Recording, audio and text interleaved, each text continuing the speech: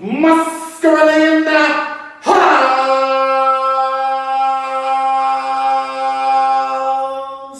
Do not attempt to adjust your computer screens, because we are in there. Greetings, brothers and sisters. My name is Reverend Dr. Deacon Brother Smith. Brother Prince has asked if I will come before you and share a word of salutation. I promise you I won't be before you long. But what I have to share with you is an understanding that this is God's work that Brother Prince is sharing with you. It reminds me of a scripture, John 1:1, where God writes, "In the beginning was the Word, and the Word was with God, and the Word was God."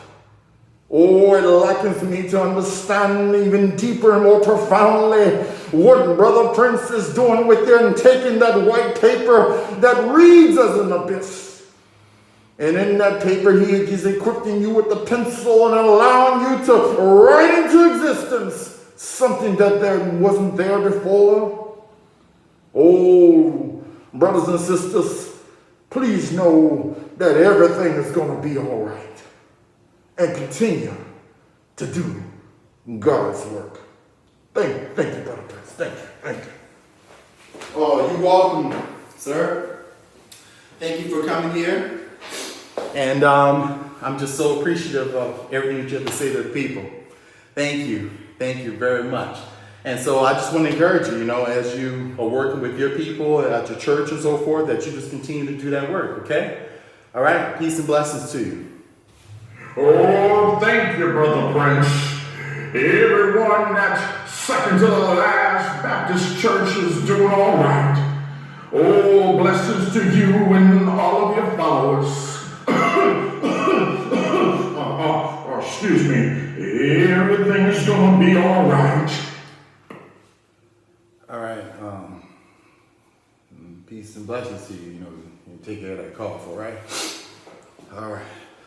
Oh, hey, folks. How y'all doing? Welcome back. So good to see you all. Again, my name is Steve Prince, and I'm the Director of Engagement at the Muscarelle Museum at William & Mary.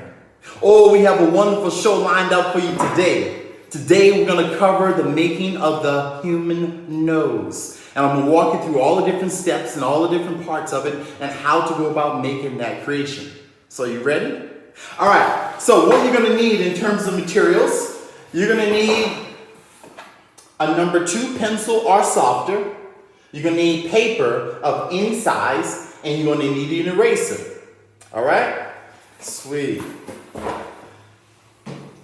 Remember, I'm going to work with a marker in terms of making this whole process happen.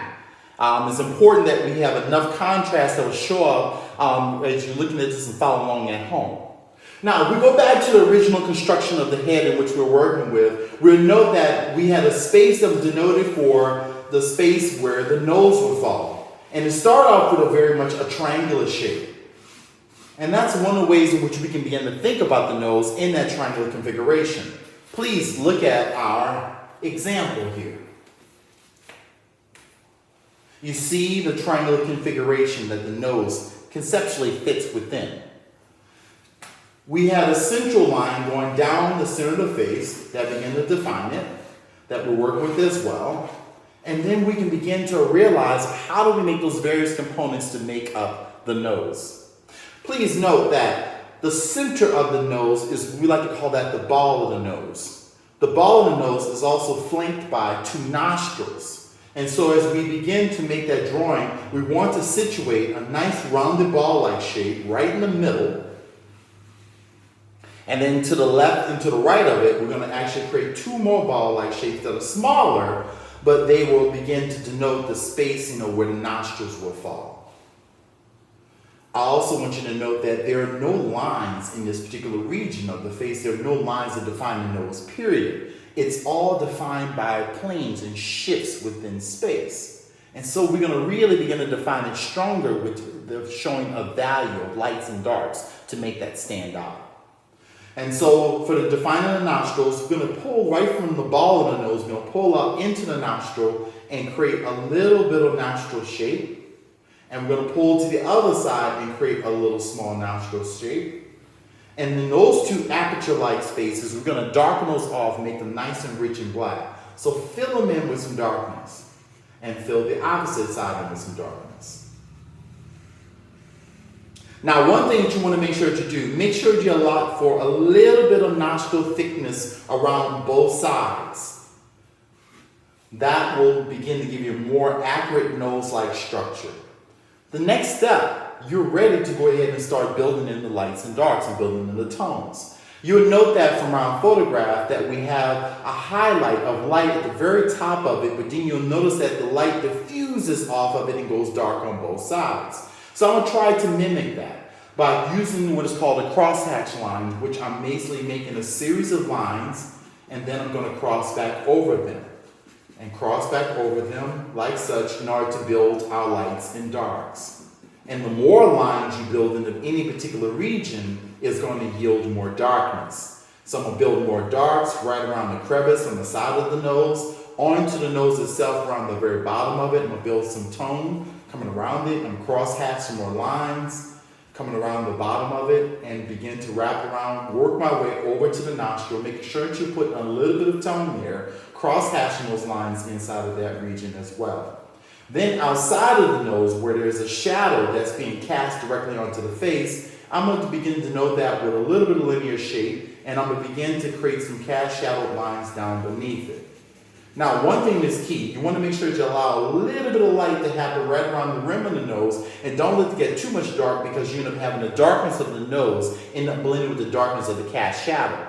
You want to denote that the fact that the light is hitting on the nose, as the nose turns away from the light, is creating shadow, but the light is hitting off of the top lip and bouncing back up onto the bottom of the nose. And so as you build that tone, make sure that you don't make that too dark along that edge as you begin to realize those values and tones in there.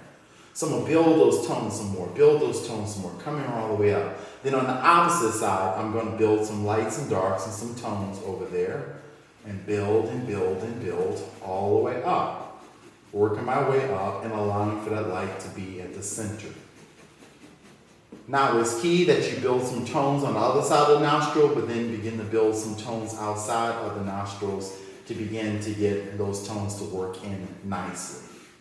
And generally speaking, you just keep on playing around with the tones and trying to mimic whatever you're drawing, or wherever person you're drawing, or if you're drawing from a magazine, or if you're drawing from a photograph, you're drawing from your aunt, your uncle, your brother, your sister, whoever that's in your house that you're working with. Try to pay attention to the light and how it's reflecting off of their face. And with this, we have the general placement of the nose. You can continue to work out some of those values and tones to make them a little stronger and more accurate to the actual person. So let us see how this is working onto our person's face. Please note, as I have the nose in here, I'm only realizing one side of it. Remember, I'm going to leave this side open, and I'm going to leave it be so that we can see where we've come from and where we've developed in terms of developing the nose. We have the eye in, we have the nose in. Our next step that we're going to do when we come back next week, we're going to cover the mouth. And I'm going to walk you through every step. I'm going to show you how to begin to form the lips, how to begin to think about the lights and the darks versus the top lip and the bottom lip, and how to begin to build those values and tones and tie that directly back into our head structure. Okay, folks? So continue to draw at home. Continue to practice each one of these steps that I'm laying out to you. And remember, art is all around you.